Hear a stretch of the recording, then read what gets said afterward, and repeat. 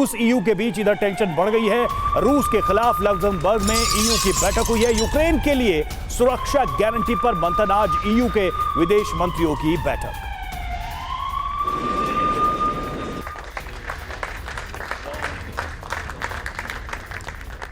और देखिए, रूस के खिलाफ यूरोप इस वक्त हो रहा है और एकजुट हो रहा है, और किस तरीके से यह मंथन आगे बढ़ाया जा रहा है ताकि यूक्रेन की सुरक्षा सुनिश्चित की जाए।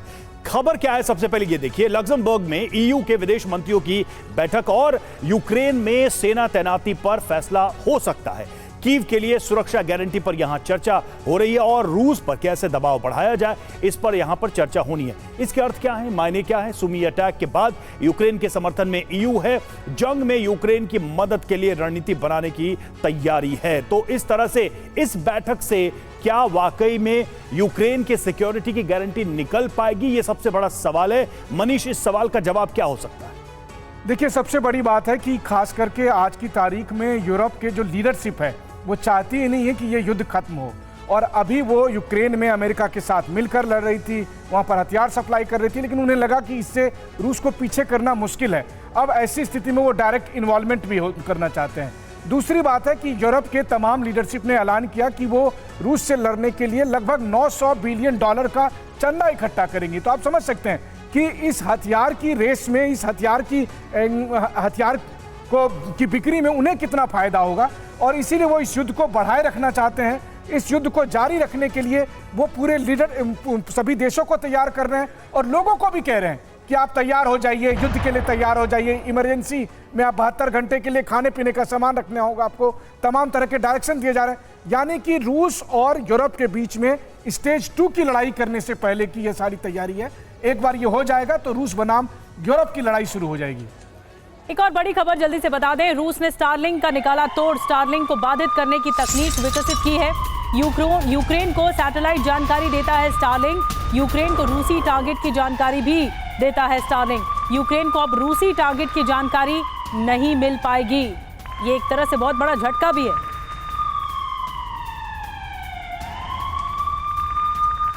और देखिए, यूक्रेन ने जंग में उतारा महाविध्वंसक हथियार। जी हां, रूस के खिलाफ ट्राइजब लेजर का करेगा इस्तेमाल। ट्राइजब लेजर से रूसी हथियारों का काम तमाम होगा। यूक्रेन ने पहली बार लेजर का इस्तेमाल किया। ड्रोन, क्रूज, बैलिस्टिक मिसाइल को नष्ट करने में सक्षम है। तो लेजर हथियारों का इस्तेमाल, और देखिए सबसे बड़ी बात है कि ड्रोन का जो हमला बढ़ा है उसमें यह काफी इफेक्टिव साबित बताया जा रहा है। ड्रोन हमलों को रोकने में इसका इस्तेमाल होगा। तो ज़ेलेंस्की का ये लेजर बम है। आइए कुछ डिटेल में आपको जानकारी देते हैं। ट्राइजब एक शक्तिशाली लेजर हथियार है। जल, थल, नभ में दुश्मन को मिटाने में सक्षम है और किसी भी हथियार को 3 सेकंड में जला देगा। 3 सेकंड में सिर्फ 10 किलोमीटर की ऊंचाई पर उड़ता विमान मार गिराएगा। 5 किलोमीटर तक ड्रोन, क्रूज, बैलिस्टिक मिसाइल तबाह कर देगा। शॉर्ट रेंज मिसाइल कुछ सेकंड्स में खाक हो जाएगी। तो चतुर्वेदी सर, आपको कैसी लग रही है ये जो लेजर बम है, ये जो ज़ेलेंस्की ने एक तरह से रणनीति बनाई है कि अब इसके जरिए अटैक किया जाएगा, क्या ये रणनीति कारगर साबित होगी आगे चलकर रूस पर दबाव बनाने के लिए? Laser as a weapon system आज नया नहीं है, ये पहले भी यूज़ हुआ है। पहले डायरेक्शन के लिए, डिजिग्नेशन के लिए, और मैं समझता हूँ इस लड़ाई में भी खूब यूज़ हुआ होगा, क्योंकि जब एयरफोर्स जाती है किसी टारगेट पे तो नीचे से लेज़र डिजिग्नेशन किया जाता है। क्रास्नोपोल एम्यूनिशन जो आर्टिलरी का है वो भी लेज़र डिजिग्नेशन से होता है, और इस तरह से लेज़र का बहुत इस्तेमाल होता है लड़ाई में। और आज के दिन में अगर देखें तो ये कैपेबिलिटीज़ जो दिखा रहा है, मैं समझता हूँ कि ये मोर ऑफ डिटरेंस या डराने वगैरह का काम ज़्यादा करेगा। एक्चुअल में ग्राउंड में जब आप इसको इस्तेमाल करेंगे कितना इफेक्टिव होता है, इसको समय ही बताएगा। भविष्य में आपको देखना पड़ेगा कि इसको में क्या क्या कितना इफेक्टिव है। कोई वेपन सिस्टम जब आप डेवलप करते हैं उसको स्टेबलाइज होने में, उसको इम्प्रूव होने में 4 से 5 साल लगते हैं, और ये इतनी जल्दी नहीं होगा। लेकिन laser as a weapon system is use, laser technology is very much a part of हमारी जो टेक्नोलॉजी का और वेपन सिस्टम का पार्ट है, और ये हो सकता है थोड़ा बहुत इसमें भी कुछ शक्ति हो, लेकिन इसके बियॉन्ड नहीं। बिल्कुल। और देखिए, इस बीच एक और अपडेट है। रूस ने यूक्रेन के यूक्रेन के बड़े हमलों को नाकाम कर दिया है और दावा यह किया जा रहा है कि यूक्रेन के F-16 विमान को मार गिराया रूस ने। रूसी सेना ने 260 ड्रोन को मार गिराया है।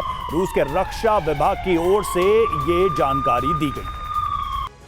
और पहली बार ऐसा हमला रूस कहर बरपा रहा है। क्यों ये पहली बार ऐसा हमला, आपको बता रहे हैं 24 घंटे में कैसे तबाही मची है। F-16 फाइटर जेट 1 ड्रोन 207 सैनिक मार गिराए 680। जो जिस सोर्स से ये जानकारी मिल रही है वो है रूस का दावा। दरअसल रूस ने ये दावा किया है कि 24 घंटे में इतनी तबाही मची है।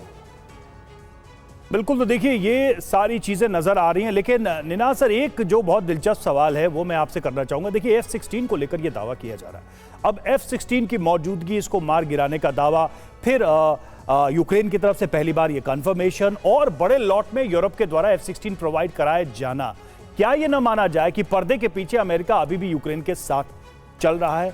नहीं, थोड़ा या ज्यादा मैं नहीं मानता कि पर्दे के पीछे अमेरिका साथ चल रहा है। अमेरिका ने हाथ अपने हटा दिए हैं यूक्रेन से। इसीलिए देखिए एक गैप आ रहा है। बड़ा पिक्चर क्या है, एक गैप आ रहा है कि जब माई बाप हट गया, ये कभी भी यूक्रेन रशिया वॉर था ही नहीं, ये अमेरिका रशिया वॉर था और अमेरिका उससे हट गया है। और यूरोपियन यूनियन कहता है कि हमारे में सक्षमता है, हम अब आएंगे। पर वो जो गैप है, जब तक यूरोपियन यूनियन अपने वेपन्स प्रोवाइड करे, अपना पैसा प्रोवाइड करे, और जो क्षमता है अमेरिका बिलियंस ऑफ डॉलर हर हफ्ते प्रोवाइड करा था, यहाँ पे एक बहुत बड़ा यूरोप को बहुत ज़्यादा टैक्स बढ़ाने पड़ेंगे। इतना आसान नहीं है यूरोप को अमेरिका बनना यूक्रेन में, और एक न्यूक्लियर वॉर का भी खतरा है। तो मेरे को लगता है कि इस वक्त यूक्रेन बैकफुट पे है। अगर आप फ्रंट को देखें तो तीनों जगह मिडल ईस्ट और वेस्ट में रशिया सिग्निफिकेंट गेन्स कर रहा है, साइकोलॉजिकल वॉरफेयर और लोगों को मार रहा है। मुझको लगता है एक बेरहमी का जो दौर आ रहा है उसमें रशिया के पास अपर हैंड है, रशिया के पास ज्यादा पावर है, रशिया के पास ज्यादा बूट्स ऑन द ग्राउंड है। यूक्रेन इस वक्त रिट्रीट में है। बिल्कुल निनाब सर, बड़ी बात है, लेकिन एक तरफ दावों की जंग है, क्योंकि मनीष आप ही की खबर है, आपने बताया कि किस तरह से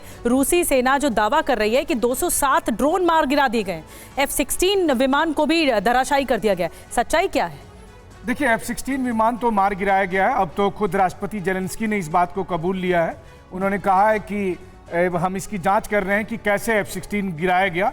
इसका मतलब साफ तौर पर है कि अभी तक जो 6 F-16 दिए गए थे, जिसमें आधिकारिक तौर पर 2 F-16 के खत्म होने का उन्होंने एडमिट कर लिया है। दूसरी बात यह है कि खुद जो यूक्रेन के एयरफोर्स चीफ थे, उन्होंने ये माना था कि रूस के जो फाइटर जेट है Su-35 उसकी तुलना में F-16 कारगर नहीं है। तो पहली बार ऐसा हो रहा है कि F-16 लगातार एक्सपोज हो रहा है। इससे पहले हमने देखा था जब भारतीय पायलट अभिनंदन ने पाकिस्तान के F-16 को मार गिराया था, उसके बाद अब यूक्रेन में F-16 मार गिराने की बात होती है। F-16 अमेरिकी ताकत का प्रतीक है, अमेरिकी सेना के आन मान शान का प्रतीक है। और अगर F-16 इस तरीके से मार गिराया जा सकता है तो आप समझिए कि अमेरिकी वर्चस्व, अमेरिकी प्रभुता का क्या होगा। और इसी वजह से बहुत आसान नहीं है, लेकिन हकीकत यही है कि यूक्रेन में जिस तरीके से अमेरिकी हथियार, पहले टैंक, मिसाइल और एयर डिफेंस और F-16 तबाह हो रहा है, उससे पश्चिमी देशों के हथियार को लेकर भी पूरी दुनिया में एक नई किस्म की बहस शुरू हो सकती है। ठीक है, और देखिए इस बीच एक और ब्रेकिंग न्यूज है। सूमी अटैक पर भड़का ज़ेलेंस्की का गुस्सा। जैसा कि हम आपको बता रहे हैं, दुनिया रूस पर दबाव बनाए ये ज़ेलेंस्की अपील कर रहे हैं और मॉस्को पर प्रतिबंध लगे और दबाव बनाया जाए रूस पर। यह कहा जा रहा है युद्ध विराम की कोशिश के बीच ये हमला किया गया है, आरोप लगा रहे हैं ज़ेलेंस्की रूस के ऊपर।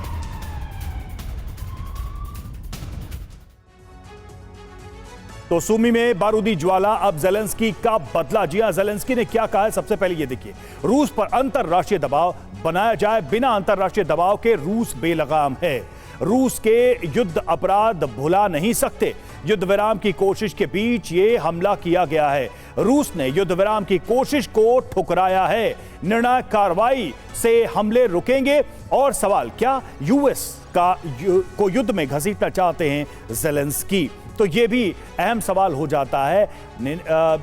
शरदेंदु सर, किस पर दबाव बना रहे हैं ज़ेलेंस्की? भाई अमेरिका उनकी सुन नहीं रहा है, यूरोप क्या कर सकता है हम ये सब जानते हैं। तो किससे कह रहे हैं कि रूस पर दबाव बनाया जाए? देखिए, ज़ेलेंस्की साहब का जो स्टेटमेंट आता है, ये ऐसे स्टेटमेंट ये डे 1 से बोल रहे हैं। मेरा मानना है कि वो चाहते हैं कि ज़्यादा से ज़्यादा लोग इस युद्ध में इन्वॉल्व हों, लेकिन ऐसा होता नहीं दिख रहा है। यूरोपियन यूनियन के चाहे हेड हो, चाहे country UK, France, Germany, statement दे के रह जाते हैं और मदद भी आती तो थोड़ी सी आती है। मेन स्टेक था अमेरिका। अमेरिका के जब से रुख में बदलाव आया है, ज़ेलेंस्की की परेशानियाँ बढ़ी हैं। और मेरा मानना है कि आज की डेट में यूरोपियन यूनियन को अमेरिका की लाइन में सिंक करना चाहिए। जब ये सिंक करेंगे तो एक तरीके का व्यवस्था बनेगी जिसमें सीज फायर को और आगे लागू किया जा सकता है। एक तरफ जेलेंस्की अमेरिका में जाते हैं, बातचीत फेल होती तो यूरोपियन यूनियन या यूके जाते हैं और वहां से अल्टरनेटिव व्यवस्था करते हैं। तो अगर इस तरीके के डाइवर्जेंट व्यूज रहेंगे तो युद्ध का अंत नहीं दिखेगा। और दूसरी तरफ पुतिन लगातार हमले जारी कर रहे हैं। खूबी का अटैक दिखाता है कि वो एक फियर जनरेट करके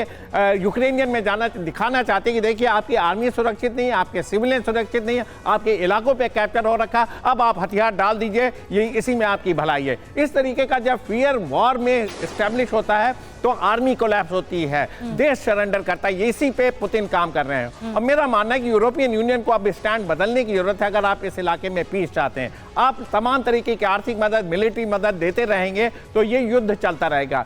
आपको अमेरिका की लाइन को टो करके एक ऐसा प्रेशर क्रिएट करें जिससे कि यूक्रेन और रशिया टॉक टेबल पे और पीस की बात करें। बहुत हो गया युद्ध, इससे कोई सोल्यूशन नहीं निकलना है। रशिया के पास भी आज बड़ी बात यह है कि चाहे लोग धराशायी हों या जवान धराशायी हों, लेकिन दावों की एक नई जंग है जो कि हर मुल्क में छिड़ती हुई दिख रही है और हर मुल्क ये चाहता है कि वो हितैषी बना रहे और उसकी इंपॉर्टेंस बनी रहे। बहुत बहुत धन्यवाद आप तमाम खास मेहमानों का। मनीष, आपका भी बहुत बहुत शुक्रिया।